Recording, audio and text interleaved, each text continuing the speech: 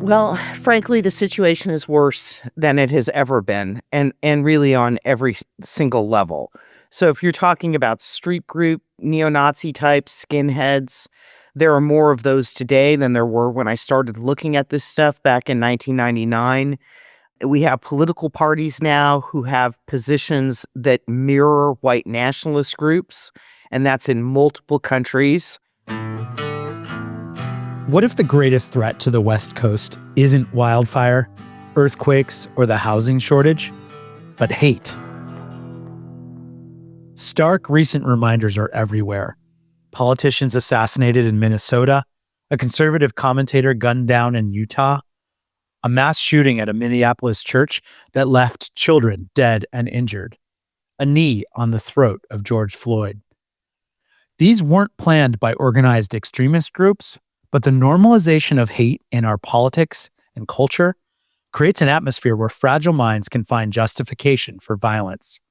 And here at home, we see the same pattern in quieter but equally corrosive ways. ICE has been accused again of racial profiling in West Coast cities, targeting people not for what they've done, but for who they are. These policies don't exist in isolation. They echo the ways that extremist movements vilify people for being different. Meanwhile, neo-Nazis march in Idaho. Extremist youth clubs recruit kids online. White supremacist conspiracies spread from Ohio to Oregon in a matter of hours. Christian nationalists wrap hate and exclusion in the robes of an unrecognizable, militant Jesus. The president pardons January 6 convicts who attacked police officers and raided Congress, legitimizing extremist ideology and behavior. Hate is no longer fringe. It's in the mainstream. My guest today, Heidi Beirich, has spent her career tracking extremists and hate groups, first at the Southern Poverty Law Center, and now from her home base on the West Coast at the Global Projects Against Hate and Extremism. She's one of the foremost experts in the world on where extremism is rising, why it spreads back and forth across borders, and how we can preserve welcoming communities and equitable societies. In our conversation, Heidi explains why the internet is today's unregulated propaganda machine, how groups from the Patriot Front to so-called active clubs are spreading across the U.S., and what's at stake for states like ours, for regions like ours, if the federal government continues to look away. I'm Greg Ammerfell, and this is Pacific Time, the podcast that asks bold what-if questions about the West Coast, our challenges, our opportunities, and the prospect for greater autonomy.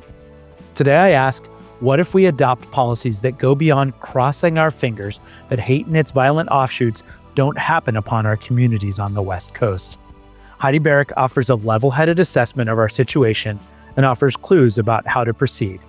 She started by explaining how she built a career shining light on the worst parts of our society.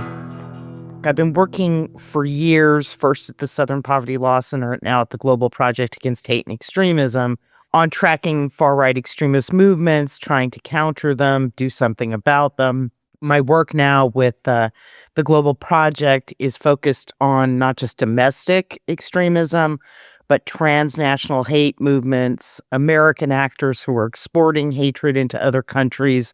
So it's sort of a global take on the work that I did when I was at the Southern Poverty Law Center. I was curious about that transition. I'm assuming, SPLC is a storied organization that's been working for civil rights for decades in a very specific U.S. geography. I'd assume this work is about recognizing that the fight goes far beyond the southern part of the U.S. Yeah, I worked in the hate and extremism department at SPLC for 20 years. I started as an intern, actually. I worked every single job in the department.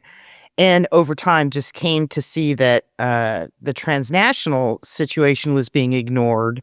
Far-right extremist groups in various countries where they don't have something like SPLC, these things were just flying under the radar. And I became more and more disturbed about the fact that there seemed to be a gap in the research there. It was at SPLC that this idea started to formulate, especially when people would come to me and say, like, I really wish we had an SPLC in country X. So the seeds were started there. And of course, SPLC is specifically domestic. They can't just take donor dollars and change their mission. So hence the leap to a new org. And with my colleague, Wendy Vi, who also worked at SPLC.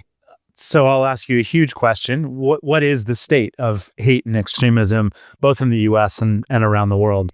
Well, frankly, the situation is worse than it has ever been, and really on every single level. So if you're talking about street group, neo-Nazi types, skinheads, there are more of those today than there were when I started looking at this stuff back in 1999.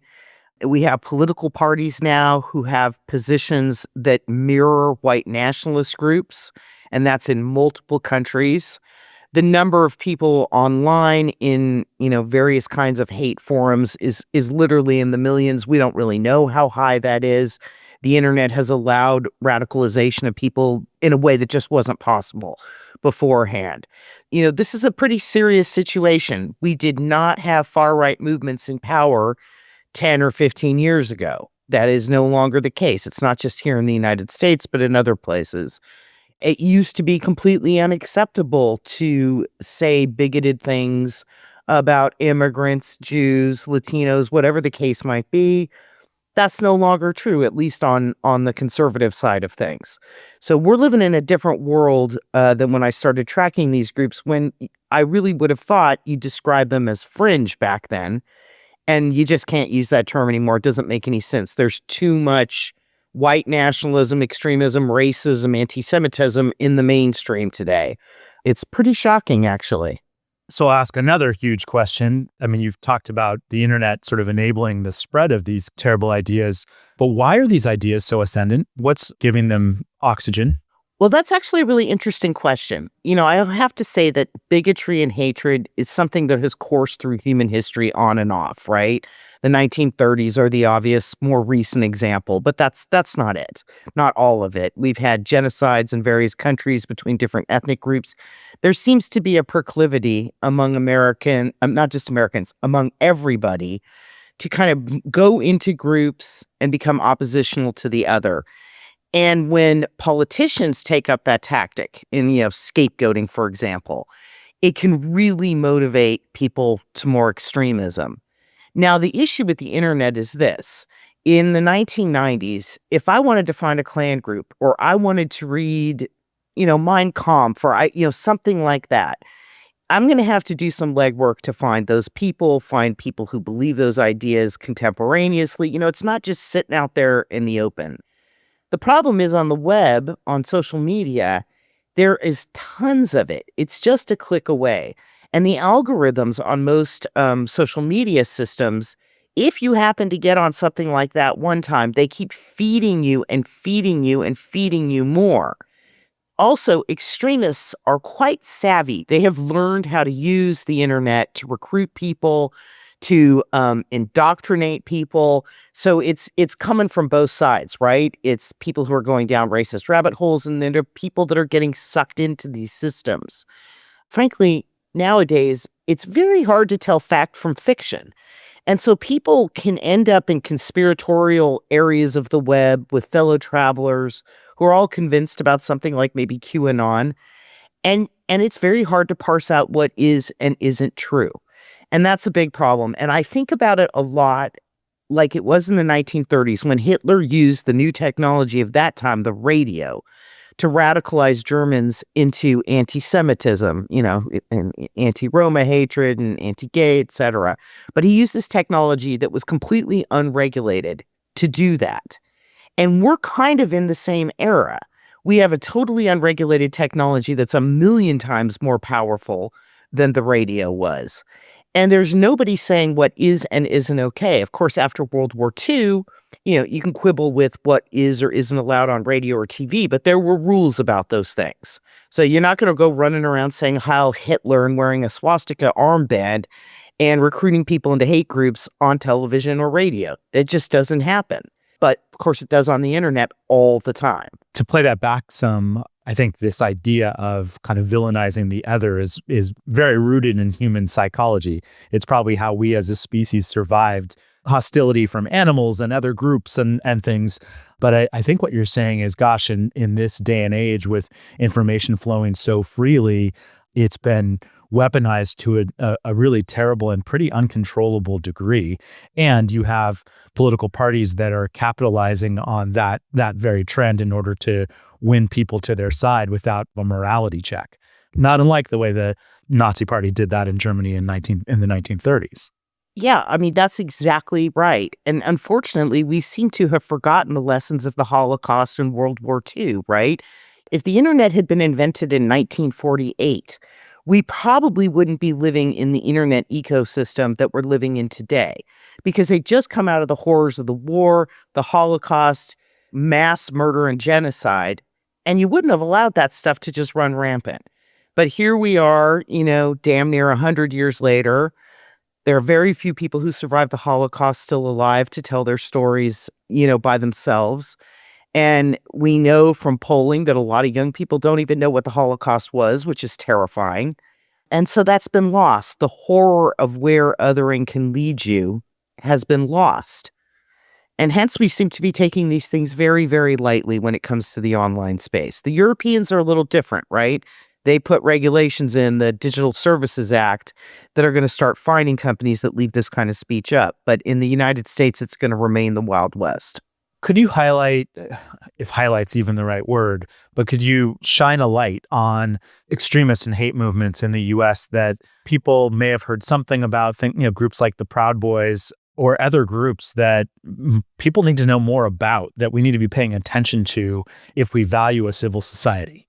Sure. I would say the most dangerous white supremacist groups right now in the US are the Patriot Front, which is a group out of Texas that has chapters in every single state and is constantly doing these hostile sort of flash marches in various communities. A bunch of their members got arrested 2 years ago for showing up to disrupt a pride march in Idaho. So it's an example of the kind of tactics they use. They're overtly racist, anti-immigrant, and just basically sort of nasty. And they like to provoke attention and, if possible, counter protest, where they kind of thrive on being ugly, ugly people. So that's one of them. Another is this thing called the active clubs, which were developed by a California neo-Nazi named Robert Rundo just a few years ago. Active clubs are like mixed martial arts, gym, masculine, all-male outfits that work out in the gym, go on hikes and whatnot, but also propagate white supremacy. They're closely allied to the Patriot Front, which I mentioned, and they're all over the place. There's dozens of them across the United States. And just in the last year, that movement, the active club movement, has spawned something called youth clubs. I think the last time I checked our data, there were about 20 of them.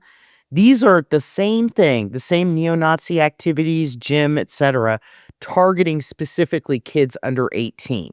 And that to me is, quite frightening. Then you have sort of the remnants of the Proud Boys, who were probably the most violent group leading up to the Capitol insurrection. White supremacists, not as active nowadays and a bit fractured, even with Trump's pardons of their leadership. They took a hit right after January 6th with the arrests. Also, civil suits. A civil suit was brought against them by a black church in D.C., which was crippling to the organization. There are things like the Glim Defense League, right? Just rabid anti-Semites. They do street-type actions as well. There's, Nick Fuentes' crew. So you got a range of these folks. But it's important to know the Patriot Front, the active clubs, and the one I didn't mention, which is Blood Tribe, which is a neo-Nazi group that originated that idea that Haitians were eating pets in Springfield, Ohio. You remember that? Trump and Vance boasted that idea. It came directly from a neo-Nazi group. They deeply involved in making things nasty in Springfield for Haitian immigrants. So those are the big ones, but there are other movements in this country as well, right? There are powerhouses that are anti-LGBTQ or against women's rights, different forms of bigotry and hatred, or just focused on immigrants, for example. It's a shockingly diverse hate movement that we have in the US. Oh, and I didn't mention incels, right? These people who hate women and have been involved in quite a bit of terrorism that targets women specifically. Got it. Could we step way back and have you define what are you for? I know you're fighting against these far-right movements that are espousing hate and division, but what is it that you're after? What I'm after is a fulsome civil and human rights for everybody, not just in the US, but in general, and true multiracial democracy, where everybody has sort of an equal vote, an equal stake, an equal ability to influence the political system. Now that's of course every country has a different take on this, different rules about voting, et cetera, et cetera. But you get my idea. That's the basic idea: robust democratic systems that protect civil and human rights. So with that in mind, I mean, that to me is an expression of core American values that actually motivated me to create this podcast because I saw them as under threat. Lots of questions there. First of all, I mean, you've mentioned groups that are operating all over the country and you called out states like Texas and Idaho. What's the sort of regional view of what's happening with extremism and hate groups in the US? So let's go to that negative side. But I'm also interested in hearing about what the sort of countervailing forces for good are that we might analogize to Black churches in the South in the 1960s and Martin Luther King and many other great leaders that emerged to fight for civil rights. To summarize, what is the regional take on hate and extremism in the U.S., and what are the sort of groups emerging to fight for our shared vision of civil rights? You can find hate groups I'm pretty sure in every single state in the country. There were years where Hawaii wouldn't have a hate group or Alaska wouldn't have a hate group, but basically they're all across the United States. The same goes for these heavily armed anti-government militias. You can find them just about everywhere. So California, where I'm from, which is traditionally considered a very liberal state, these actors are here just like they are in a place like Alabama, where I lived for quite a few years. So there's not really a regional variation. There is a regional difference in the acceptance of them, especially when it comes to certain types of bigotry, like anti-LGBTQ bigotry. The southern states have never included in their state hate crimes laws protections for that community, for example. So there's a difference in the dovetailing of the far-right extremist ideas and the way a red state government functions. They may be more aligned than you would have in California, where they wouldn't be very aligned.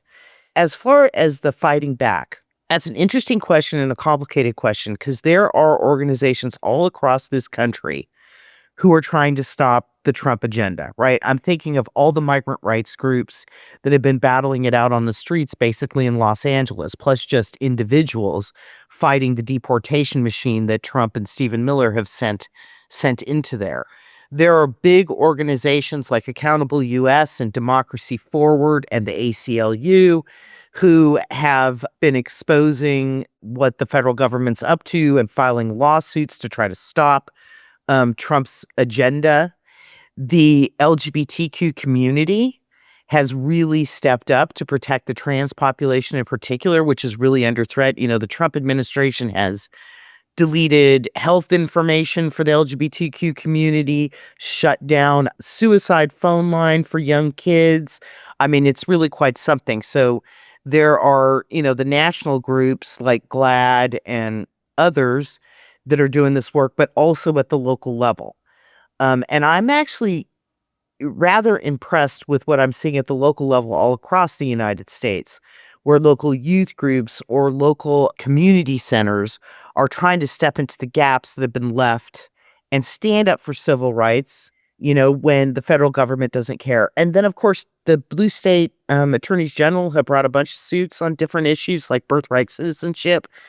And we see now in this unfortunate tit for tat, but I'm not sure what else you can do, that blue state governors are reacting to this gerrymandering that's going on in Texas, which is, it's a flat out attempt to rig the election. Let's be real. Gosh, hate and extremism is not partisan by definition, but gosh, it sure seems like it's become very partisan in the U.S. and the Trump administration's campaign against trans people, against immigrants, the way they're marshaling resources or withdrawing resources, sure seem to align with the hate agenda and the extremist agenda. Well, I think that's absolutely and sadly the case. I mean, look, this administration, We shouldn't be so surprised about Trump. From the first day that he ran for office last time around, he talked about Mexicans as rapists. He had demonized Obama as not being a citizen, prior to that. But the fact of the matter is, this time around is even worse. There are actual anti-Semites he has appointed to positions in office. That's not me saying that. NPR did a big story of those people. White supremacists, people with connections to white supremacy. They're in the middle of the administration of dismantling the work that was done to protect us from white supremacist violence, shutting down programs. It's actually quite astounding what's happening. And there's an aspect of this when it comes to the blue states where it sure seems like the Trump administration is deciding that they are the enemy and concentrating forces, especially when it comes to the immigration battle, on states like California, which is also, quite horrifying. Sometimes I just think Trump, it's like he hates us all, right? He's just going to rip this system to pieces. I think of the alliances he's made with Christian nationalists who don't believe in the separation of church and state. I mean, they're obviously against the Constitution. And never in my lifetime has anything like this gone on. Yeah. I mean, you've mentioned anti-Semitism a few times. I mean, one thing I find particularly galling about the way the Trump administration's proceeded in its first 6 months is it claims to be on the side of rooting out anti-Semitism in its attacks on various universities and other institutions. But it's really just a cover story for rooting out good-hearted efforts to make these institutions more inclusive. I assume you agree, but are there further holes you could poke in the Trump administration's siding with anti-Semitism? It's absolutely a performative sham, right? It's a cover that they're using to achieve other ends, to deconstruct DEI, diversity, equity, inclusion programs, to shut down classes on racial history. There are efforts in some places to ban the teaching about slavery. They're trying to rewrite history, and that's really what this is about.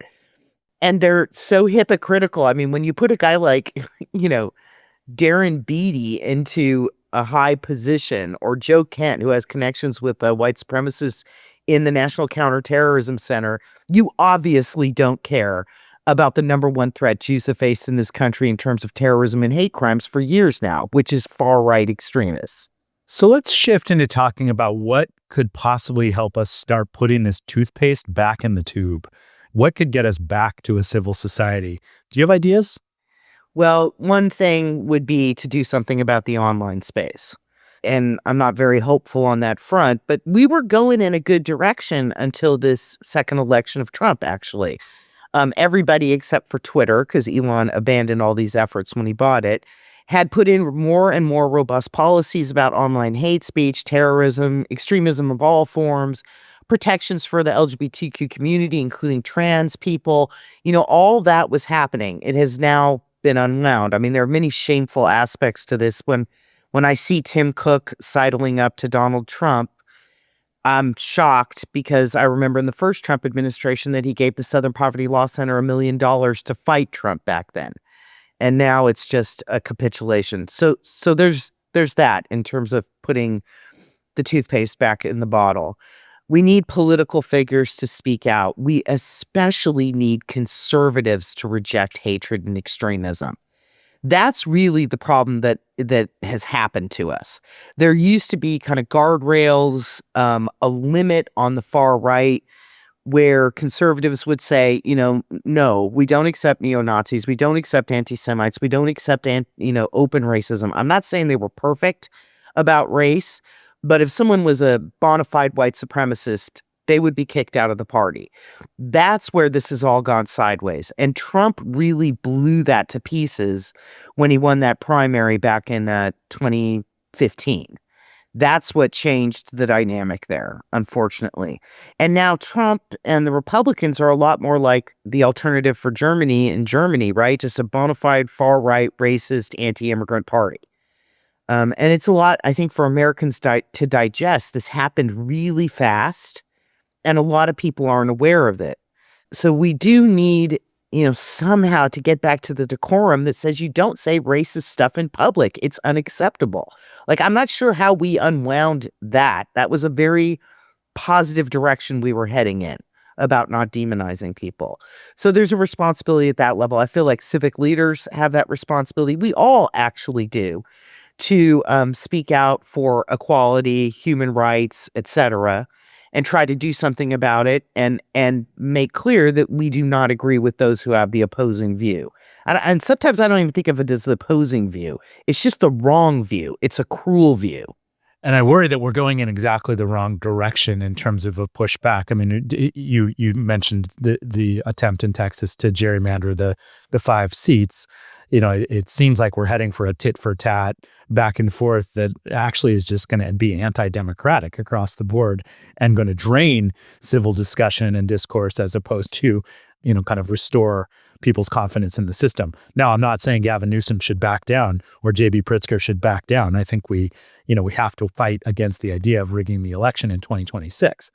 So, from that perspective, if you're Gavin Newsom or Bob Ferguson in Washington State or Tina Kotek in Oregon, while hate groups exist in your states and you recognize that, it seems like it's less ascendant than in other parts of the country.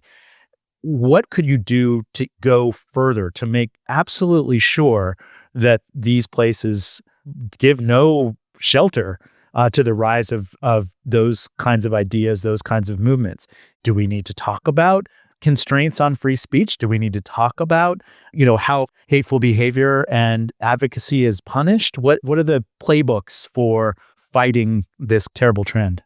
Well, one of the most important things, of course, is just simply denouncing it and refusing to be engaged with people who believe these kinds of extremist ideas. And being, forthright and clear about rejecting them.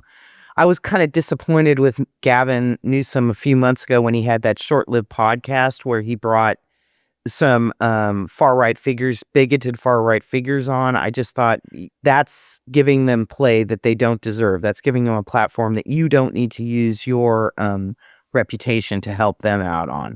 So that, I would say, that's the first thing, being clear. There's no room for hate in my community. You need to make sure that law enforcement is focused on hate crimes and issues related to that. And that means you have to do some work to make law enforcement and marginalized communities trust each other. And so that's a very important part of fighting the violence that comes along with hate groups and hate speech, building that kind of trust network and making sure communities are protected. That's something important. You need to invest in marginalized communities, help them. You need to make sure that when extremists are breaking the law, and here I'm not talking about speech, that they are appropriately punished or somehow dealt with so that these things don't happen again. One of the problems across the country is there's very uneven attention to the importance of hate crime prosecutions, but they are one of the most important things that can build trust between communities and law enforcement. So I put that very, very high up there.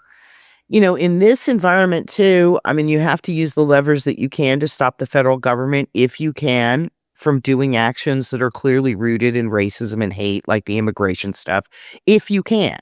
Right? To the extent that you can always, of course, speak out and reject that. And then you need to do things like build bridges between various communities. And some of this stuff's really got to be done at the local level. I live here in Palm Springs, and there's just a lot of work at the local level to make sure that the relatively large LGBTQ community here feels safe regardless of what is going on in Washington. And that matters.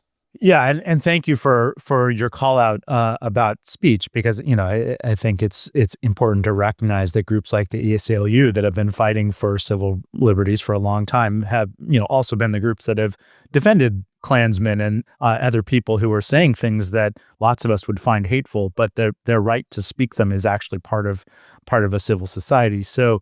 But yet there's a huge difference between what someone might say and utter and how they act, and whether they're advocating attacks on people who are innocent. So I think that's a really important distinction when you call out hate crime prosecution as a prime lever. Yeah, well, I'd also say this. The platforms have no obligation to take a Klansman's words and spread them all over the darn place. See, this is the difference. It's one thing if a Klansman is down in front of the courthouse and saying horrible things.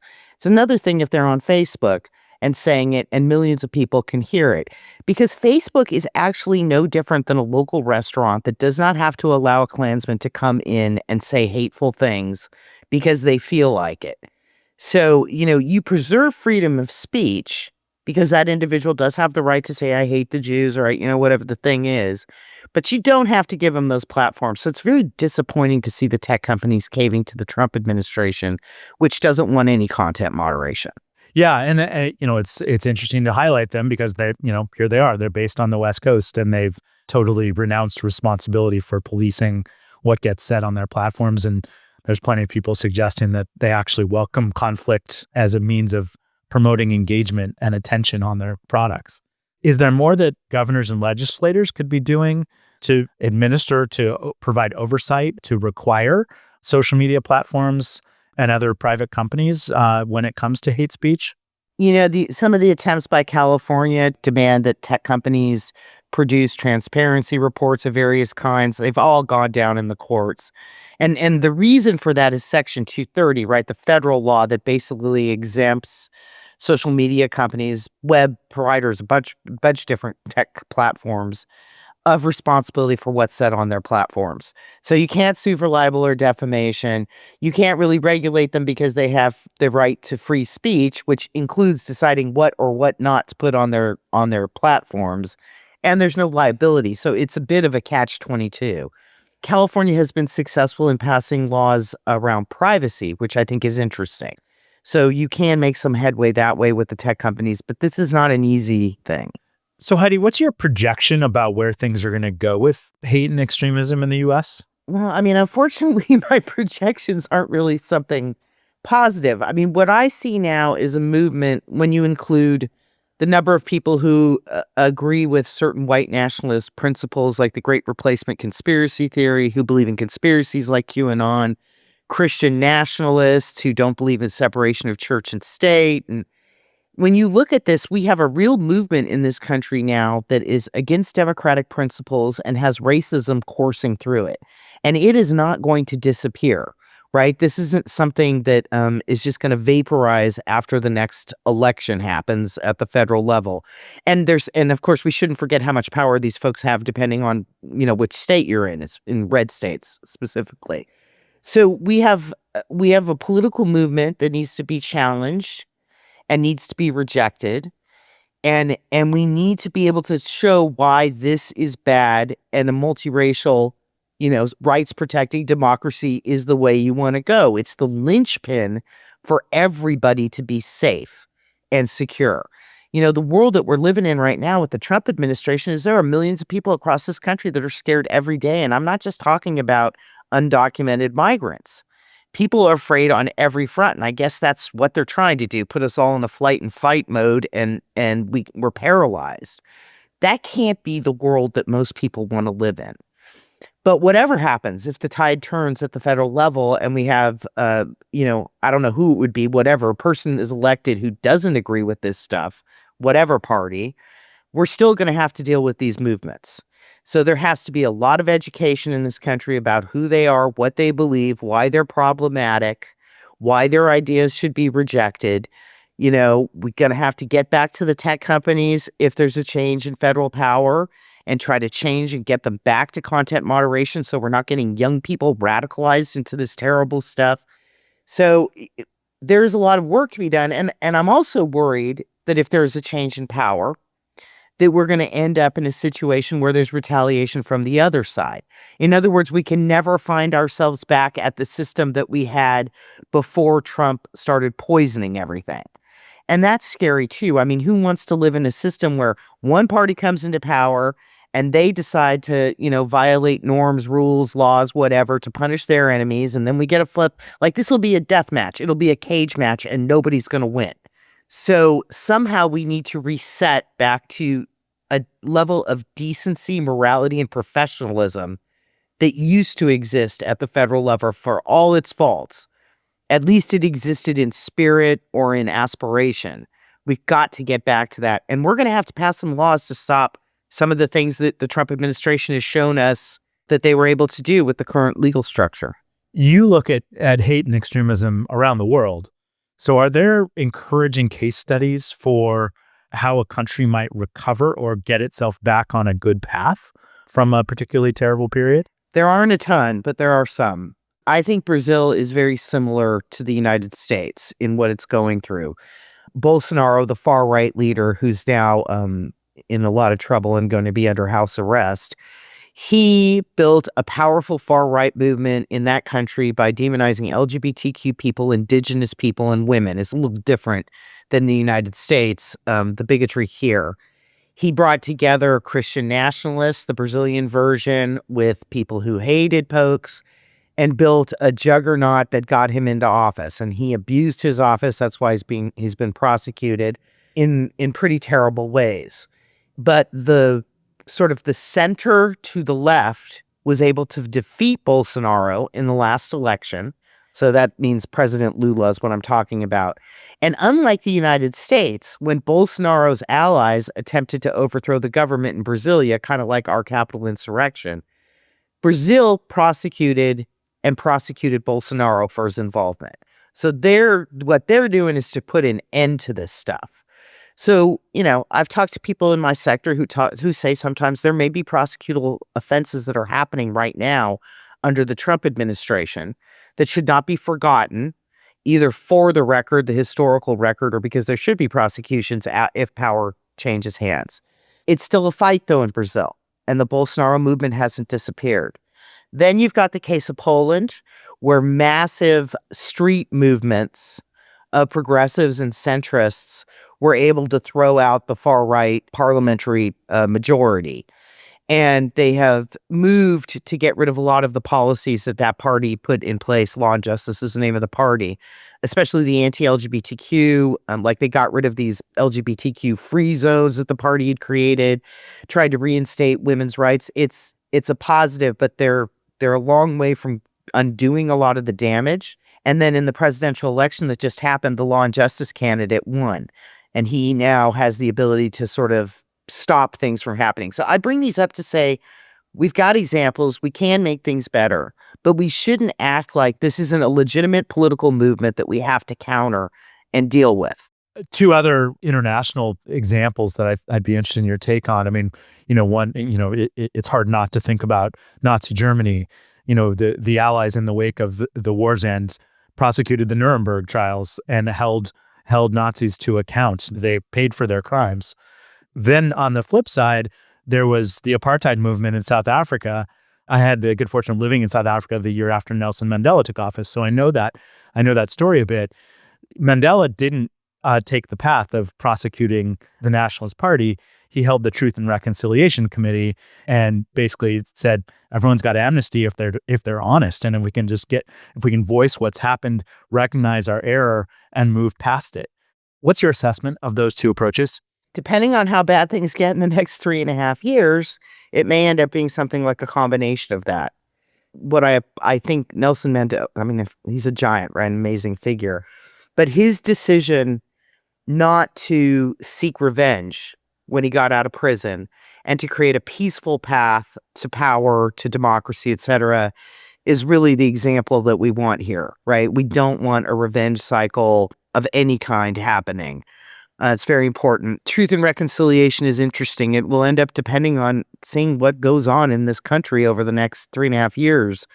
And I think of prosecution as being reserved for, pretty grave things. I don't know, but I think they both should be on the table. Yeah, and it's interesting, right? In some ways, people would say, well, Trump, during the Biden administration, the Justice Department tried to hold Trump to account for his role on January 6th and other things, and maybe all that did was keep his name in the headlines in a way that promoted his campaign for 2024. So it's sort of hard to win with someone who doesn't seem to mind if he's legitimately portrayed as a villain and who capitalizes on the attention. Well, once again, this is a much different world than has ever been in my lifetime. I can't think of any time when somebody was found guilty of sexual assault that they could run for president and keep going. There's a Teflon aspect to this guy that is kind of amazing, and his supporters don't care about these things. And I will say that the Christian nationalist faction that, you would think would have issues with this kind of stuff, Stormy Daniels, et cetera, They're keeping their eye on the prize. He's putting in place the policies in the direction that they want to have happen. They don't care whatever he does in his personal life because he's bringing them the promised land. So you can't really go the route of attempting to show that Trump has failings. It just doesn't work with the MAGA crowd. Is there anything going on under the Trump administration? I mean, like them or not, and I think you and I share a view that we're not particularly pleased with what we're seeing happening. They have unlocked a lot of energy in the country. Is there a judo move here? Is there any energy from the Trump administration's swift action that good-hearted, moral, civic-minded leaders could absorb and use for good? I mean, that would be nice. I can't really think of a way to do that. You're right, it has unleashed a lot of energy, and I think that's part of the reason why Texas is trying to re-gerrymander the state, is because they're worried about what the outcome is gonna be in the midterm elections. And I think as we get closer and closer to the midterms, there'll be more of that energy, though, on both sides. And that, and the potential for political violence will escalate, unfortunately, which we've already seen a lot of, including the two Trump assassination attempts. But that's not all, right? Everybody from, somebody who is like a poll watcher all the way up to the president have faced increasing threats and so on. I think we're going to see more of that energy in the weeks to come because this is a high stakes battle right now about the vision of the country. I mean, one thing you highlighted early on was that kind of in the best cases, the federal government is just withdrawing from the field. In too many cases, they're, becoming quite toxic and hostile.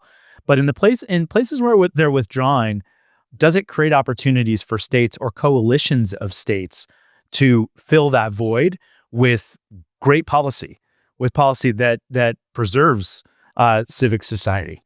And that's actually a really interesting point, Greg, because once you sever the dependence on the federal dollars, which is the lever that Trump has been using to make all these changes, you can create programs of your own that are disconnected from the federal government, right?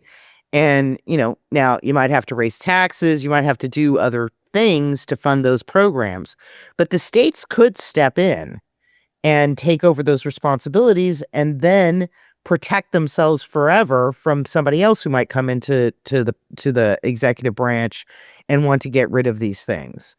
The problem is it's lots and lots of money, right? When you're talking about big programs, millions and millions of dollars, in a way, shouldn't they really redirect those dollars back from the feds and back to the states, considering that the feds aren't spending the money on all those things anymore?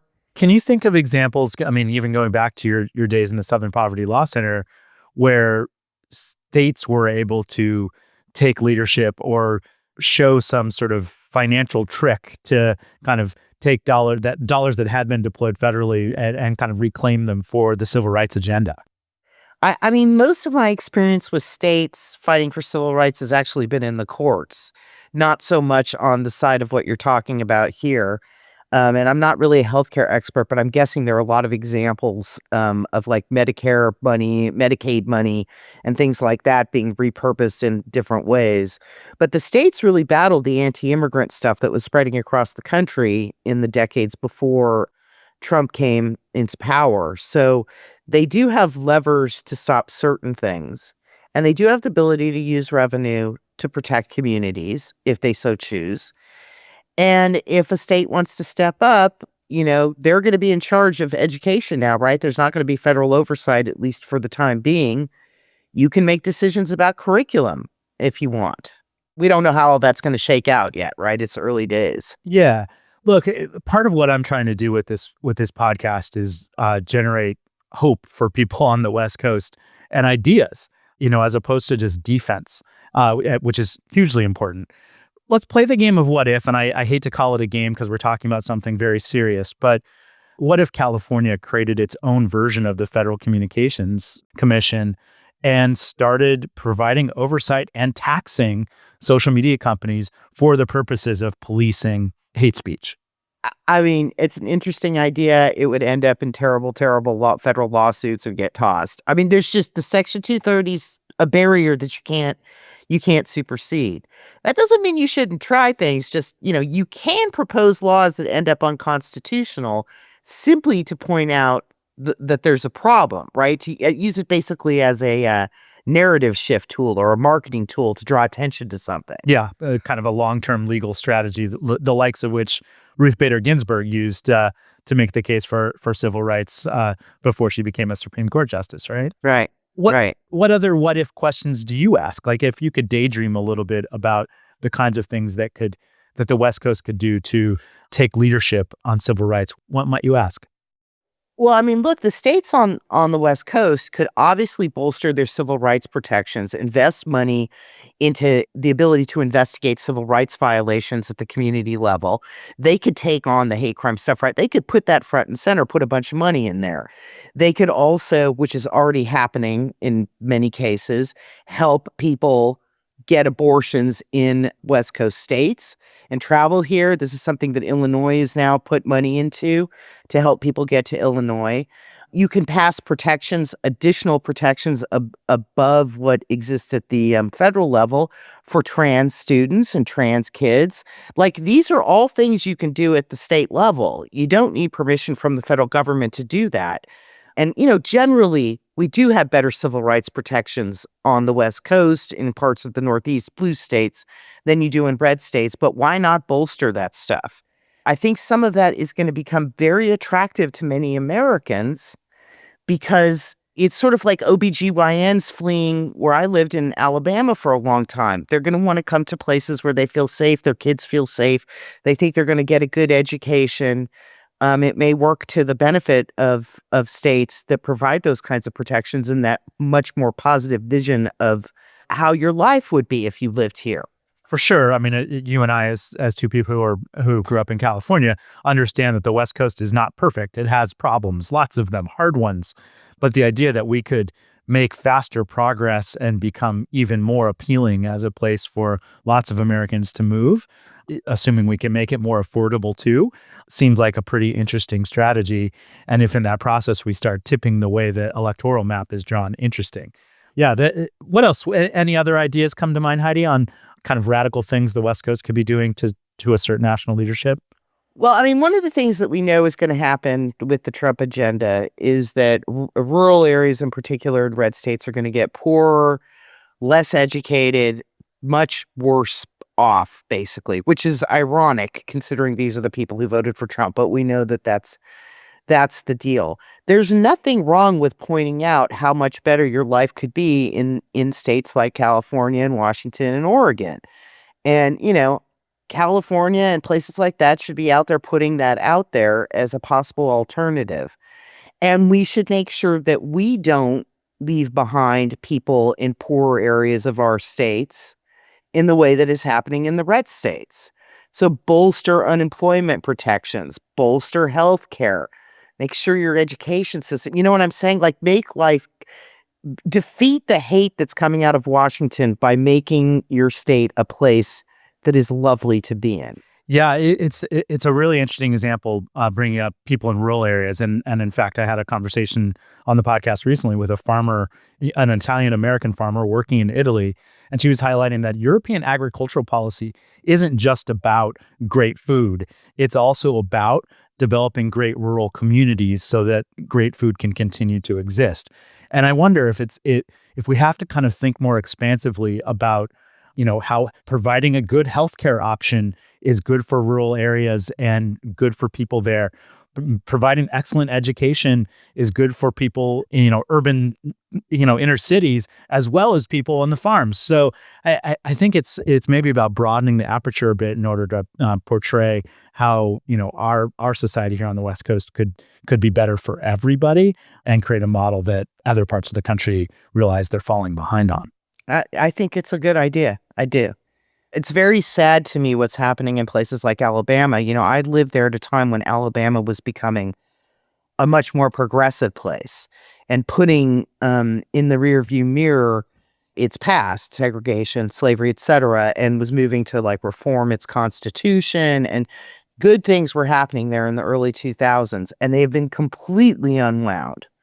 And I know there's a lot of people in that state that are absolutely devastated by it, and you pile on that, the overturning of Roe and Trump, and it's sad. It's sad. And they're poor places. So, you're really I don't know, there just seems something very unchristian about piling on and harming people who are already some of our poorest citizens in this country. But that's what's happening.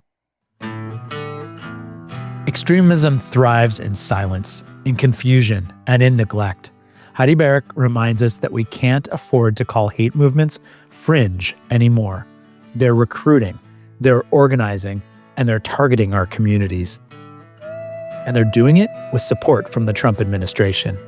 But she also reminds us of what we're fighting for: multiracial democracy, civil rights, and a society where everyone has a stake.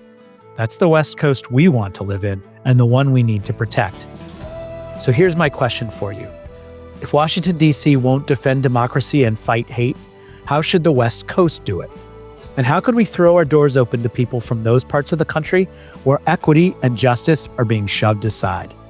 Thanks for being with me in Pacific Time to ask these hard questions at a hard time. Please follow Pacific Time on Spotify or Apple Podcasts, share it with a friend, and join the conversation on Substack, Instagram, or Blue Sky. We're also starting to do some stuff on YouTube, so check that out. Just by showing up for this kind of conversation, we push back against hate and build something positively stronger. See you next time.